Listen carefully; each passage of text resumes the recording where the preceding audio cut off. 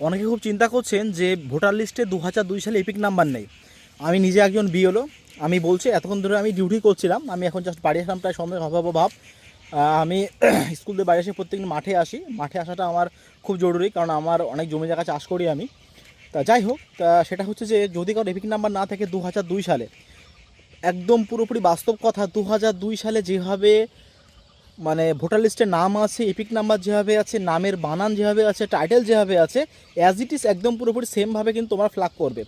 2002 সালের ভোটার লিস্টের বাইরে কিন্তু কোনো কিছু যাবে না। বাবার নাম থেকে শুরু করে যা কিছু আছে 2002 সালে, মানে আমার যেরকম বাবার নাম 2002 সালে যা আছে, টাইটেলটা পরে আছে, আমি কিন্তু এখন ফর্ম ফিল আপ করার সময় টাইটেলটা পরেই দেবো। অনেকের এপিক নাম্বার নেই, কোনো সমস্যা কিছু নেই। এপিক নাম্বার না থাকলে কিছুই হবে না। এপিক নাম্বার না থাকলেও তার পুরোপুরিভাবে গ্রান্ট হবে, ওই নিয়ে কোনো সন্দেহ নেই। অনেক মিস্টেকের কারণে এই এপিক নাম্বার না থাকতে পারে। যাই হোক, আজকের ভিডিও পর্যন্তই। তোমার চ্যানেলটিকে সাবস্ক্রাইব করে পাশে থাকা বেল আইকনটি ক্লিক করে আমার সঙ্গে জুড়ে থাকো। এই ভিডিও সম্পর্কে আমরা আরও আলোচনা করব। ধন্যবাদ।